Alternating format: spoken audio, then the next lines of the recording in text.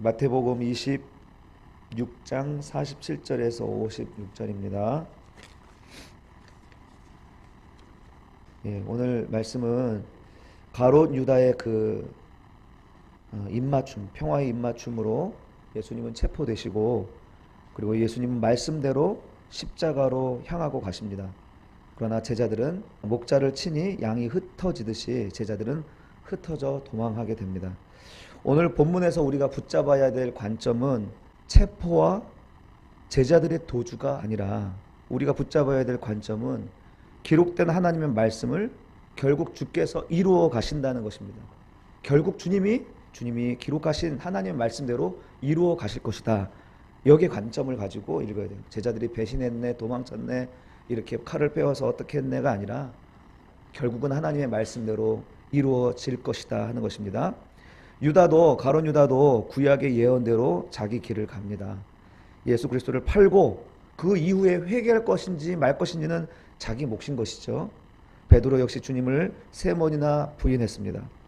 구약의 예언대로 제자들은 흩어지는 것이죠. 스가랴 13장 7절의 말씀처럼 목자가 없는 양들은 흩어지기 마련입니다. 내가 목자를 치리니 양들이 흩어지리라 한 구약의 말씀이 이루어지는 것입니다.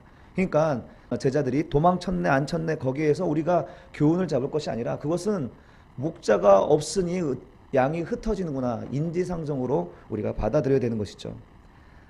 그 당사자에게는 부끄러운 그런 면목 없는 그런 일일지언정 예수님은 이들의 배신과 이들의 흩어짐을 다 이해하고 여전히 사랑하신다는 것을 우리는 놓치면 안 된다는 거죠. 예수님 역시 기록된 하나님의 말씀을 따라가고 있습니다. 본문에서 예수님이 가장 큰 소리로 말했을 법한 부분이 어딘가 한번 살펴보세요. 오늘 우리가 읽었던 본문 중에서 예수님이 가장 큰 소리로 말했을 법한 부분이 몇 절인가요? 그렇죠. 51절에서 52절의 말씀이 아마도 예수님의 목소리가 가장 크게 들렸던 부분일 거예요. 지금 예수님을 잡으러 온 사람들 앞에서 내가 잡혀가는 게 아니라 나는 지금 때가 되어서 내 갈 길을 간다라는 것을 우리 본문에서 볼 수가 있죠. 예수님은 잡혀가는 게 아니에요. 내가 성전에 앉아서 말씀 가르칠 때 니들이 나를 못 잡았어. 그러나 때가 되었기 때문에 내가 가는 거야 라는 말씀을 하시잖아요. 주님은 잡혀가는 게 아니에요. 주님은 끌려가는 게 아니에요. 주님은 주님의 뜻을 따라서 하나님의 말씀을 이루도록 지금 가시는 길인데, 거기서 베드로가 칼을 빼어서 대제사장의 종 말고의 귀를 베어버립니다. 그때 예수님이 깜짝 놀라시는 거겠죠.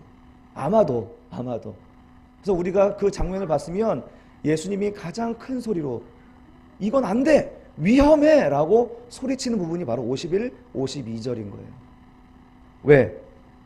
왜요? 하나님의 말씀을 지금 기록된 말씀대로 이루어가는 이 상황에 칼이 등장하면 모든 말씀을 성취해 가는 길에 그것은 방해거리가 되는 것이고 그 자신도 망하게 되는 것이라는 것을 예수님은 아셨던 거예요. 그러니까 베드로를 향하여서 위험해! 라고 소리치는 부분이 바로 51, 52절인 거예요. 베드로는 얼마 전에도 예수님께 이런 소리 들었죠. 마가복음 8장 31, 32, 33절에 보면은 그가 아주 멋지게 예수님께 주는 그리스도시요 살아계신 하나님의 아들이십니다 라고 고백을 하는데, 예수님이 그 이야기를 또 너무 기뻐하셨어요. 정말 기뻐하셨어요. 그런데 예수님이 이제 그 이후로 내가 많은 고난을 받고 장로들과 바리새인들과 서기관들, 대제사장들에게 붙잡혀서 버림받아 될 것이다, 죽게 될 것이다, 그러나 사흘 만에 다시 살아날 것이다 라는 고난의 예언을 말씀하니까 예수님을 붙잡고 항변하는 거예요. 예수님, 그러시면 안 돼요. 그러시면 안 됩니다. 이렇게 예수님을 그 길로 가지 못하도록 붙들고 항변하니까 그때 예수님이 뭐라고 그래요? 그때도 예수님이 큰 소리로 소리칩니다. 사탄아, 내 뒤로 물러가라. 너는 하나님의 일을 생각하지 아니하고 사람의 일을 생각하는구나. 이런 책망을 듣습니다. 예수님은 철저히요, 하나님의 일을 생각하시면서 하나님의 일을 이루어 가시는 것이 그분의 사명이며 이를 위해 우리를 불러주셨다라고 말씀하고 있는 겁니다. 그래서 예수님은 마치 기찻길 위를 달리는 기차와 같아요. 예수님의 생애를 보면 기찻길 위에 달리고 있는 기차를 상상할 수가 있는 거예요. 한 채의 오차도 없이 구약에 예언된 말씀을 따라 그 길을 따라 가셨기 때문입니다. 예수님이 베드로에게 크게 나무란 것은 기록된 말씀이 아닌 다른 방법은 곧 탈선이기 때문에 그래요. 기차가 그 길을 벗어나면 그건 탈선이고 사망이고 죽음이란 거예요.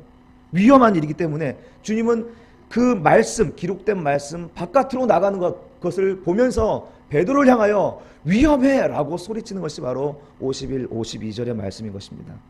사랑하는 성도 여러분, 주님은 당신 스스로를 그렇게 살아가셨을 뿐만 아니라 그를 믿는 우리들에게도, 제자들에게도 우리가 그렇게 살아야 우리가 생명이라는 것을 가르쳐주고 있는 것입니다. 칼로 권력으로 이룰 수 없는 것입니다. 돈으로 명예로 이룰 수 없는 길입니다. 하나님의 나라는 오직 기록된 하나님의 말씀으로만 이루어지기 때문입니다. 말씀을 통해서 나를 돌아보고 또 돌이키면서 때때로 내가 탈선의 어떤 그런 위험 앞에서 우리를 향하여 위험해 라고 소리치는 주님의 음성을 들을 수 있는 저와 여러분들의 삶이 되시기를 주님의 이름으로 축원합니다. 오늘 하나님의 말씀을 더욱 사랑하고 그 말씀에서 빛을 발견하며 말씀을 보고 듣고 할 때마다 성령의 충만한 은혜를 받게 해달라고, 그래서 레일리를 한치 오차 없이 가셨던 예수님처럼 우리도 우리의 삶 속에서 주의 뜻을 이루어 드리는 삶이 되도록 주여 나를 붙잡아 달라고 우리 말씀을 생각하면서 우리 개인의 기도와 교회의 기도와 또 나라와 민족을 위해서 또 고난절을 묵상하면서 이 시간 기도하도록 하겠습니다. 함께 기도하겠습니다.